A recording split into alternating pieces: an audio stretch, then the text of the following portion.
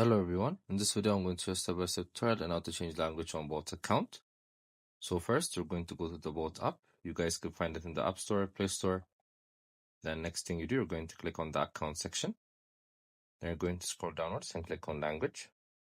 So it's going to direct you to the system settings. So you're going to choose from there. Then click on language. So these are the list of languages they have. You guys could choose from this.